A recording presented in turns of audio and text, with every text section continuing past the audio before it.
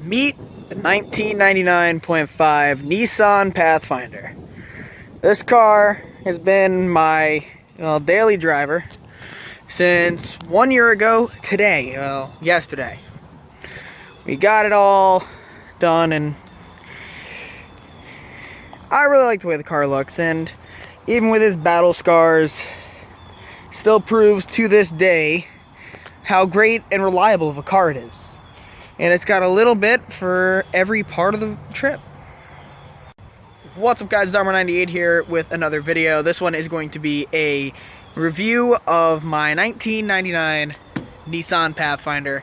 I've had the car for about a year, and in that year I've put 22,000 miles on it. I passed the 215,000 mile barrier. I passed the 200,000 mile barrier, and it's been stone cold reliable for me in more ways than one, not just mechanically and entertainment wise. I mean, for a car of its vintage, it's got a lot of options, but it also, as this little dent right here shows, has saved my life. Back in October, or late September, early October, I got in a car accident where a tractor trailer sideswiped me and got this whole side all fucked up. And the car survived, and it saved me. So for that, I'm forever grateful to this car. And I even have it in this mean looking stance right now. Yeah.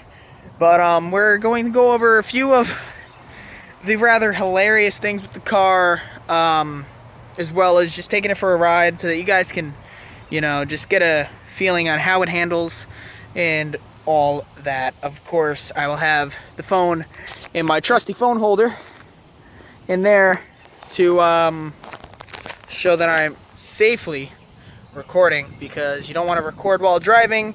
You don't want to use your phone while driving, to be completely honest, because it's honestly just a waste. So I mean, because of the time of day, I have to be here at the elementary school. This is the only not taken parking lot, so I can actually film and not have any other real big issues in the way. So without any further ado, let's get right into that review. So this truck in particular has been in my family for quite a few years. At least 10 years, and from the outside, I mean, outside of a little bit of rust, right here, and here, and here, and way down here, and even a little bit up there, it's been it's actually really decent shape for its age. I mean, for a 20-year-old Nissan, a lot of Nissans from this time, you'll see the rust, especially on the driver wells and the passenger fenders. They'll be coming all the way up, and basically to where the headlight, the turning light right there is falling out. And as you can see, mine isn't falling out. It's actually in there quite snug. And well, because I was in a car accident, this one's 6 months old. So not 6 months, more like 9 months old. So there's that. I mean, other than some, scuff marks from rocks and debris from the road, the paint job's actually also in very, very good shape. And yeah, I mean, very decent car for its age. And yeah. Now on to the engine. This is before Nissan started using all those plastic parts to cover up the engine. So you could literally see everything in the engine and all the rust that goes with it. Again, it's a 20-year-old car. Give it a break. I mean, you can see the exhaust manifold. I'm not going to touch anything as this car is still hot as hell. But I mean, again, engine is in excellent shape. So not a problem there.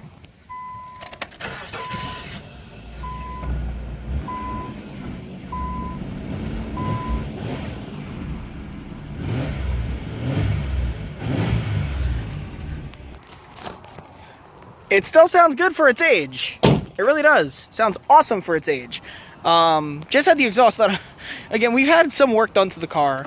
And some things on the car don't work. Like, as you can see, my window is open. I can reach right through. That is because the AC doesn't work. It has not worked in 10 years. I finally figured it out. I was gonna film a video on how to fix it yourself if it was the condenser, but it wasn't. So, anyways, back to the engine. This engine here is a 3.3 liter V6, making 170 horsepower at the crank and putting out 200 pound-feet of torque. Moving on to the interior, we have a beautiful two-tone gray and tan fabric interior with a nice adjustable seat. You got your little fuel door gauge here. Watch this. Whoo!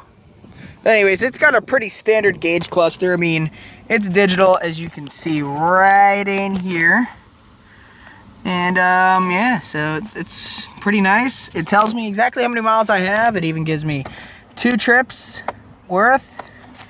And the thing even has a digital thermometer, and a compass to tell me when I'm lost. Also, this thing has an awesome Bose stereo sound system with 6 speakers. I will show 3 of them. There's 3 more on this side. It's got a Bose sound system in it. Awesome for the time. It's also equipped with part-time 4-wheel drive. I can shift in it anytime I want. It's also got an emergency brake and a 4-speed automatic transmission with overdrive. And onto the back seats.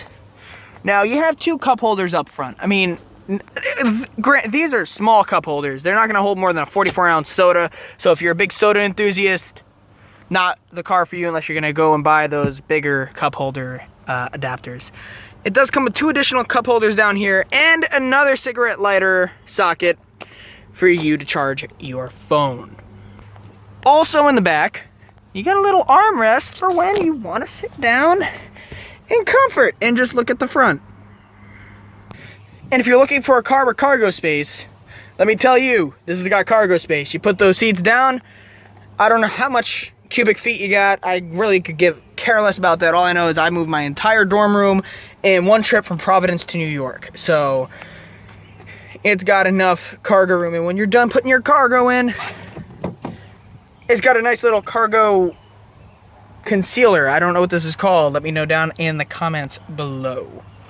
Now, one of the symptoms of the accident is this thing doesn't switch completely to here, or it doesn't go completely to the front, and it doesn't go completely to defrost anymore. And that's because I got glass and shit in the vents that I actually gotta get out of there. I might make a video of doing that later on. And the AC, like I said, doesn't work. It's a blown pipe. I almost made a video fixing the condenser, but you see what had happened was it wasn't the condenser. It's a line, and I'll show you about where that line is. I'm almost positive it's this line right here. It's not the high pressure line, but it's the line going down into the condenser that is having the issues with leaking. And so basically the condenser is fine. Anyways, now we're going to see how the car drives. And to do this, we're going to do basically what it would realistically sound like in the car while I'm driving. So I'm going to leave the windows down, and you guys are going to hear firsthand what I hear while I'm driving, but I wanted the radio on because I don't need to get a copyright from Sony or EMI because, you know, they like to copyright me for shit when cameras attack. Anyway, let's get right to it. Whew. I love hearing this car start up. It's awesome. So now we're going to just connect the charger. We're going to put this in drive.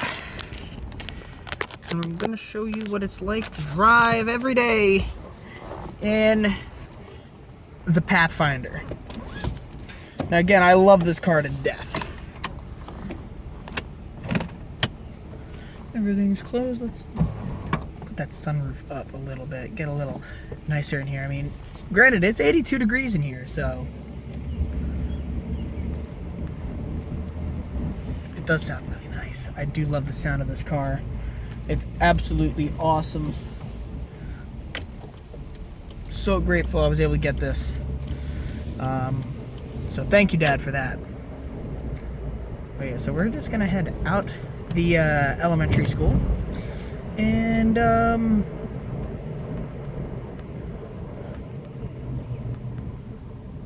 from there, we're gonna head on to Route 9W.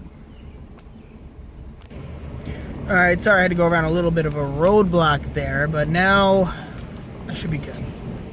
So anyways, we're gonna go right on to Route 9W, heading southbound, because that's the only way I can go out. And I'm gonna show you what it's like driving at, you know, semi-highway speeds, 55-ish, and what it sounds like in the car.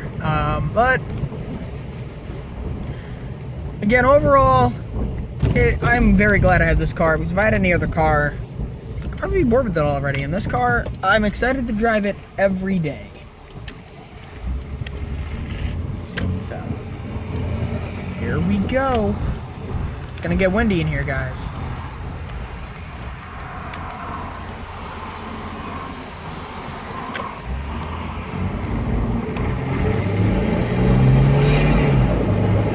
Oh yeah, there we go. We're already up to 40. Again, it's not a speed demon. By no means is this car a speed demon, but it's still pretty zippy.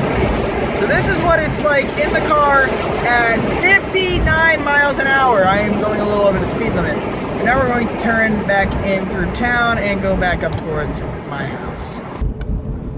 Anyways, it's gonna do it for me today.